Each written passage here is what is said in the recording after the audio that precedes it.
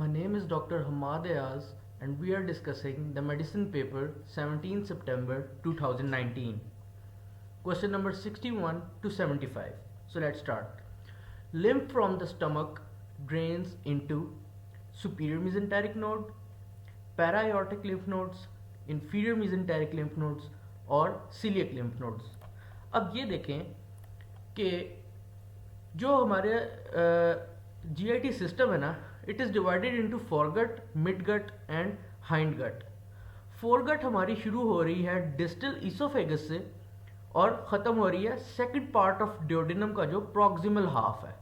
ठीक है, फोरगट को हमारी ड्रेन कर रही है सीलियक लिम्फ नोड्स.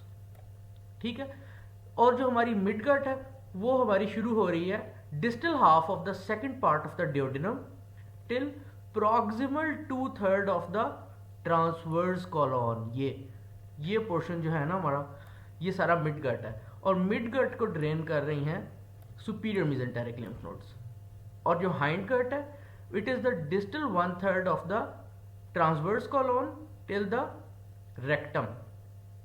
ये हमारी आ जाती है hindgut and it is drained by the inferior mesenteric lymph nodes. So stomach जो है वो फोरगट में आ रहा है, तो stomach is drained by the coeliac lymph nodes. After partial hepatectomy, hepatocytes will regenerate due to hepatocyte growth factor, TGF, IL-6 और PDGF. अब देखें, जो पार्शियल हेपेटेक्टमी होती है ना, उसके बाद हेपेटोसाइट्स को ग्रो करने के लिए ना दो चीज़ें चाहिए. एक तो हेपेटोसाइट्स ग्रोथ फैक्टर और दूसरा EGF. लेकिन जब भी हमारे पास ये दोनों ऑप्शन में आएंगे, we will prefer hepatocytes growth factor above the EGF. ठीक है. दूसरा एक MCQ आता है कि पार्शियल हेपेटेक्टमी के बाद कितना टाइम लगता है हेपेटोसाइट्स को ग्रो करने में, तो वो है 1 to 2 वीक्स. ठीक है, ये भी एक MCQ है. अच्छा, एक और MCQ आता है कि जब हेपेटेक्टमी के बाद हेपेटोसाइट्स दोबारा रीजनरेट करते हैं तो वो किस मैकेनिज्म से करते हैं. तो इनका जो मैकेनिज्म है ना, दैट इज हाइपरप्लेजिया. अब ये तीन चीज़ें आपको पता होनी चाहिए, इससे आपके 3 से 4 MCQ जो है ना वो कवर हो जाएंगे. एक तो ये कि ये कितने टाइम में रीजनरेट कर रहे हैं, 1 to 2 वीक्स में. ठीक है. दूसरा ये कि इनको कौन सा ग्रोथ फैक्टर चाहिए, that is hepatocytes growth factor. तीसरा ये कि ये किस मैकेनिज्म से कर रहे हैं, hyperplasia. Now virtues triad includes endothelial injury, decreased clotting factors और DIC. वर्च्यूज ट्रायड जो है ना, ये आपने याद रखना है शी से, SHE. S stands for stasis. ठीक है, और H स्टैंड्स फॉर हाइपर कोगुलेबिलिटी. ठीक है, and E stands for endothelial injury. अब आप देखें इसमें हमारे पास क्या दिया हुआ है, endothelial injury. So she, stasis, hypercoagulability and endothelial injury. So endothelial injury is the right answer. अब a tall man died after having sudden cardiac pain. अब देखें ये tall man जो है ना, ये इस क्वेश्चन का मेन क्यू है. tall man का मतलब है कि ये हमें मार्फन सिंड्रोम की तरफ लेके जा रहा है, और मार्फन सिंड्रोम में एओर्टिक डायसेक्शन जो है ना वो बहुत कॉमन है. तो अगर उसको कार्डिक पेन हो रहा है और वो टॉल मैन है, इट मीन्स ये मार्फन सिंड्रोम की तरफ लेके जा रहा है और ये एओर्टिक डायसेक्शन हो रही है. तो dissecting aortic aneurysm is the correct answer. Next question is lesser sac is situated between stomach and anterior abdominal wall, stomach and aorta और स्टमक एंड पेनक्रियाज. अब देखें ये डायग्राम, ये हमारे पास है लेसर सैक. ठीक है, एंटीरियर एब्डोमिनल वॉल ये पड़ी हुई है. ठीक हो गया. अब एओर्टा तो पीछे से जा रही है. ठीक है, ये साथ साथ यहाँ पे. अब लेसर सैक जो है ना हमारा, आगे है इसके स्टमक और पीछे है इसके पेनक्रियास. ये रहा लेसर सैक. ठीक है, तो this stomach and pancreas is the correct answer. Man infected with taenia solium and one another parasitic infection, drug of choice for both. अच्छा, अब ये है कि अगर तो सिर्फ ये टाइनिया सोलियम के साथ इन्फेक्ट हुआ होता ना, तो फिर हमारे पास जो ड्रग ऑफ चॉइस है ना वो है निक्लोसामाइड। ठीक है, लेकिन अब फर्ज करें ये टाइनिया सोलियम के साथ है, दूसरा जो इन्फेक्शन है ना वो टाइनिया सेजिनेटा है। ठीक है, तो फिर जो हमारे पास ड्रग ऑफ चॉइस होगा ना दैट इज प्राजिक्विंटल। अगर सिर्फ टाइनिया सोलियम है तो निक्लोसामाइड, अगर इसके साथ एक और पैरासिटिक इन्फेक्शन है मोस्ट प्रोबेबली टाइनिया सेजिनेटा, तो praziquantel is the right answer. Ventilation perfusion ratio in COPD is, अब सीओपीडी में क्या हो रहा है कि there is destruction of the airways. अब उस डिस्ट्रक्शन की वजह से ना टाइडल वॉल्यूम आपका कम हो जाता है। अब इस टाइडल वॉल्यूम के कम होने से ना देखें वेंटिलेशन परफ्यूजन रेशियो क्या है, वेंटिलेशन मीन एयर की जो एंट्री हो रही है और परफ्यूजन क्या है, ब्लड जो जा रहा है। जब टाइडल वॉल्यूम कम हो जाएगा तो क्या वेंटिलेशन कम नहीं हो जाएगी, जबकि परफ्यूजन जो कि हमारे पास क्यू है ये तो उतना ही आ रहा है ब्लड सप्लाई तो। ठीक है, तो there will be decreased ventilation perfusion ratio, it will be less than 1 और 0.1, ये भी आता है क्वेश्चन में। ठीक है, तो ventilation perfusion ratio will be less than 1 in COPD and the reason is कि परफ्यूजन कम हो रही है, ब्लड सप्लाई उतनी ही है, तो overall ventilation perfusion ratio will be less than 1. Physiological dead space, no, it will not be infinite, it will not be equal to 1 and it can not be equal to 0. ठीक है, तो less than 1. अच्छा, अब ये question important है, इसी तरह का क्वेश्चन जो है ना CPSP में आता है। A 25-year-old female presents with the atypical chest pain, dyspnea on exertion and palpitations. ठीक है, clinical examination shows the pulse rate 80 पर मिनट नॉर्मल है, बीपी इज 130/80 नॉर्मल है, and a grade 2 systolic murmur at the 4th sternal border. ECG was normal, X-ray was normal. Which of the following is the most likely diagnosis? अब aortic stenosis हुई हो तो आपकी ECG और x ray तो normal आने नहीं लगा, ना ही आपके ये बीपी पल्स के सारे आएंगे नॉर्मल, तो ये नहीं हो सकता। एट्रियल सेप्टल डिफेक्ट होगा तो फिक्स्ड स्प्लिटिंग होती है इसमें, ये भी नहीं हो सकता। कोक्टेशन ऑफ एओर्टा होगा तो रेडियो फेमरल डिले होगा, ये भी नहीं हो सकता। पल्मनरी स्टेनोसिस का भी कोई ना कोई पैरामीटर आया होगा ऐसा कि जिसमें हमें पता लगे कि मर्मर के बारे में पता होगा, ये भी नहीं हो सकता। तो it is the normal heart. अब नॉर्मल हार्ट आप पूछेंगे कि क्यों है, मर्मर आ रहा है सिस्टोलिक, तो इसको हम बोलते हैं इनोसेंट मर्मर। इनोसेंट मर्मर क्या होता है, due to any stress activity there is rapid flow of the blood through the heart, उस रैपिड फ्लो ऑफ हार्ट की वजह से ब्लड की वजह से ना ये मर्मर आता है। अब ये किन किन एक्टिविटीज़ में आ सकता है, या तो ये फिजिकल एक्टिविटी ज़्यादा हो उसमें आ सकता है मर्मर, या तो फिर कोई एक्सरसाइज कर रहा हो जिस तरह की फिजिकल एक्टिविटी का बताया, और या फिर प्रेगनेंसी। ये 3 कंडीशन हैं जिसमें मर्मर आता है। ठीक है, तो अगर तो बाकी सारे पैरामीटर नॉर्मल हैं और एक मर्मर साथ उन्होंने बताया हुआ है ना कि आ रहा है, ठीक है, और उसके बारे में कुछ नहीं है कि डायस्टोलिक है, सिस्टोलिक है, कोई डायस्टोलिक रंबल, इस तरह की कोई बात नहीं लिखी, तो आपको जो पहला शक जाना चाहिए ना वो इनोसेंट मर्मर पे जाना चाहिए। ठीक है, CPSP इसी तरह कंफ्यूज करने की कोशिश करती है। Now, which of the following types of drugs will have maximum oral bioavailability?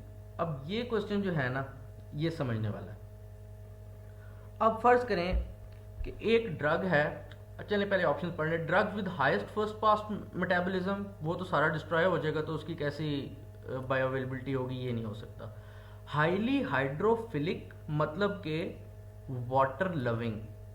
ठीक है, अब अगर एक ड्रग जो है वो हाईली हाइड्रोफिलिक है, ठीक है, वाटर लविंग है, अब इसकी पुअर बायोअवेलेबिलिटी क्यों होगी, because they are poorly absorbed due to their inability to cross the lipid rich cell membrane.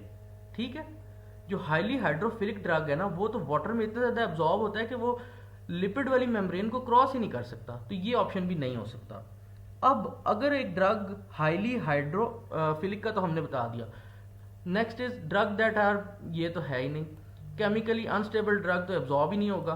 अब largely hydrophobic yet soluble in the aqueous solution, अब इनका क्या है?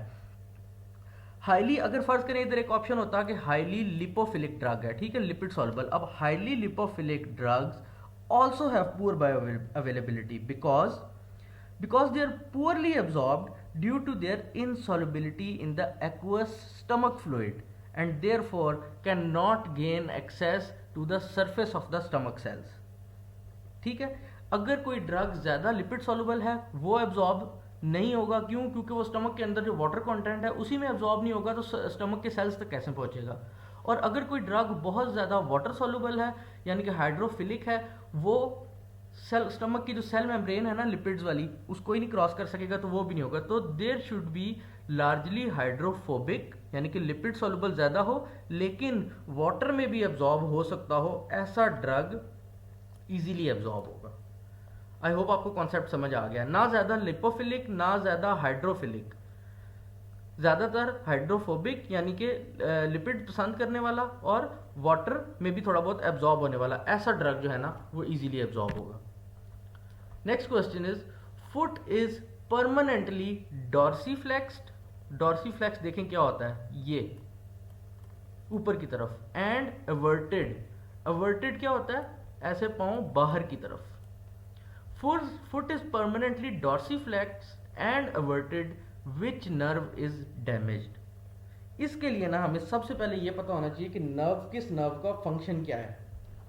तो कॉमन पेरोनियल नर्व का जो नॉर्मल फंक्शन है ना वो क्या करती है? फुट को डॉर्सीफ्लेक्स करती है और फुट को इवर्जन करती है, बाहर की तरफ करती है। जबकि टिबियल नर्व का फंक्शन क्या है कि वो फुट को नीचे की तरफ प्लांटर फ्लेक्स करती है और इन्वर्जन अंदर की तरफ करती है। अब अगर तो कॉमन पेरोनियल नर्व की इंजरी हुई है, ठीक है, तो ये वाला फंक्शन तो लॉस हो जाएगा, ना पाँव ऊपर जा सकेगा ना पाँव बाहर आ सकेगा। तो पाँव किस पोजीशन में चला जाएगा? इन्वर्जन में और प्लांटर फ्लेक्शन में, ठीक है। इसी तरह अगर टिबियल नर्व का फंक्शन लॉस हुआ है यानी कि टिबियल नर्व डैमेज हुई है, तो फिर क्या होगा? फुट तो ना इन्वर्ट हो सकेगा और ना ही प्लांटर फ्लेक्स हो सकेगा, तो वो किस पोजीशन में चला जाएगा? कॉमन पेरोनियल के फंक्शन वाली पोजीशन में, यानी कि डॉर्सीफ्लेक्स और फुट एवर्जन। यानी कि इसका जो आंसर है वो tibial nerve damage will lead to dorsiflexion and foot eversion. पहले नॉर्मल फंक्शन याद करें कि कॉमन पेरोनियल का नॉर्मल फंक्शन क्या है? Dorsiflexion and foot eversion. और टिबियल नर्व का कॉमन फंक्शन, जो उसका फंक्शन है वो क्या है? वो है plantar flexion and foot inversion. अब अगर टिबियल नर्व डैमेज हो गई ना तो फुट कॉमन पेरोनियल नर्व वाली पोजीशन में चला जाएगा, इसके फंक्शन वाली पोजीशन में। और अगर कॉमन पेरोनियल नर्व डैमेज होगी ना तो फुट टिबियल नर्व वाली पोजीशन में चला जाएगा, ऑपोजिट होगा जब डैमेज होगा। तो normal function and then it will move to the opposite position in case of a damage of a particular nerve. So common peroneal nerve अगर डैमेज होगी तो फुट प्लांटर फ्लेक्शन और इन्वर्जन में होगा, तो ये तो नहीं हो सकता। सुपरफिशियल पेरोनियल नर्व ज़्यादा तक सुपरफिशियली सप्लाई कर रही है, तो वो भी नहीं हो सकता।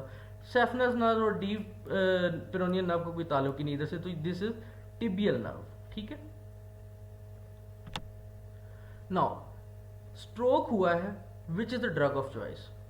अब ये तो बिल्कुल इजी क्वेश्चन है कि streptokinase which is a thrombolytic, ठीक है, it is the drug of the choice. ये क्या करता है? थ्रोम्बस को तोड़ देता है, छोटे छोटे क्लॉट्स को खत्म कर देता है, ठीक है। तो streptokinase is the drug of choice in stroke. Hodgkin lymphoma with fungal meningitis, what is the causative agent? अच्छा, ये याद रखना है कि क्रिप्टोकोकस जो है ना इम्यूनो कॉम्प्रोमाइज्ड में, जैसे कि हॉजकिन लिम्फोमा है, साथ आप उसने कहा हॉजकिन लिम्फोमा हुआ है और साथ नेक रिजिडिटी वगैरह आ रही है, तो क्रिप्टोकोकस मोस्ट कॉमन है। Most cryptococcus neoformans most common,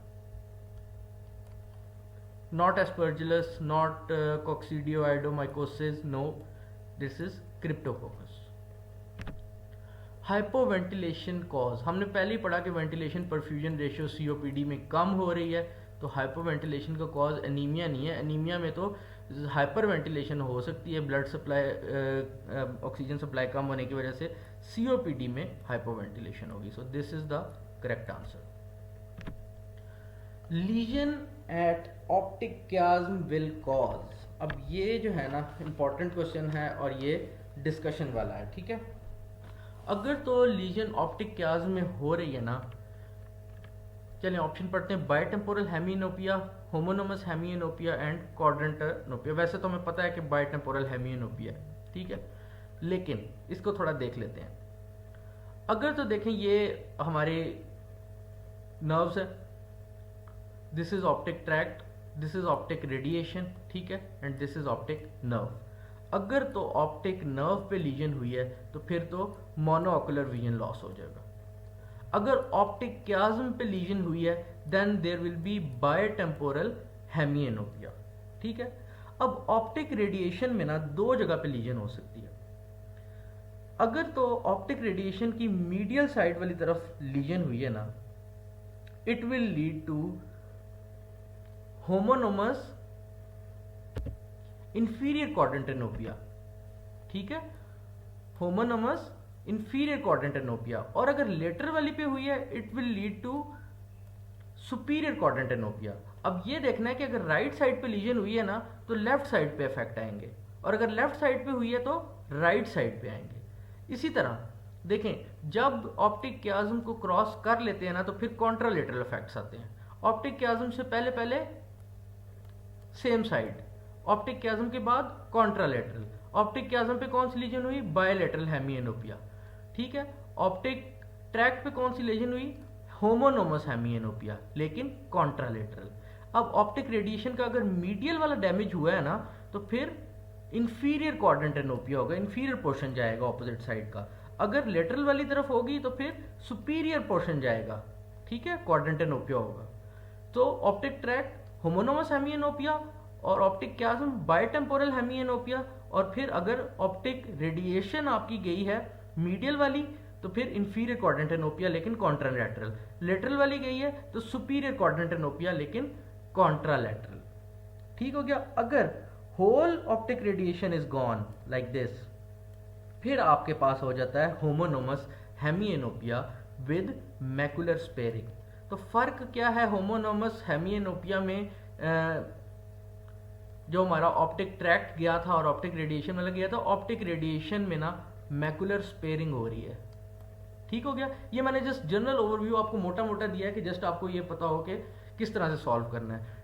optic chiasm के बाद कॉन्ट्रालेटरल लीजन शुरू हो जाती है, और मीडियल होगा तो इंफीरियर क्वाड्रेंटेनोपिया, लेटरल होगा तो सुपीरियर क्वाड्रेंटेनोपिया। ऑप्टिक ट्रैक्ट में भी होमोनोमस हेमियोनोपिया होगा, ऑप्टिक रेडिएशन में भी होमोनोमस हेमियोनोपिया होगा, but with macular sparing. Right shift of the curve is due to decrease in, अब देखें ये है जी oxygen oxy hemoglobin dissociation curve. Right side पे तब मूव करता है जब इसने ऑक्सीजन को HB से छोड़ना हो, यानी कि टिश्यूज में। अब टिश्यूज में क्या होता है जी? टिश्यूज में pH ज़्यादा होती है, कम होती है, हाइड्रोजन आयन ज़्यादा होते हैं। टिश्यूज में टेम्परेचर भी ज़्यादा होता है, ठीक है, और टिश्यूज में 2,3 BPG भी ज़्यादा होता है। तो जब भी 2,3 BPG ज़्यादा होगा, DPG ज़्यादा होगा, टेम्परेचर ज़्यादा होगा, हाइड्रोजन आयन ज़्यादा होंगे या pH कम होगी, कर्व राइट की तरफ शिफ्ट करेगा और ऑक्सीजन को छोड़ देगा। लेकिन जब लंग्स की तरफ जाएंगे तो फिर क्या होगा? टेम्परेचर कम होगा, 2,3 DPG कम होगा, हाइड्रोजन आयन कम होंगे, ये ऑक्सीजन को HB जो है वो जोर से पकड़ लेगा। So right shift of the curve is due to decrease in pH, due to increase in temperature and due to increase in 2,3 DPG, due to increase in hydrogen ions, वही कम pH ज़्यादा hydrogen ion. तो ये आपको पता होना चाहिए कि ये राइट शिफ्ट है, और लेफ्ट शिफ्ट के लिए इसका opposite, decrease temperature, decrease 2,3 BPG, decrease hydrogen ion and increase pH।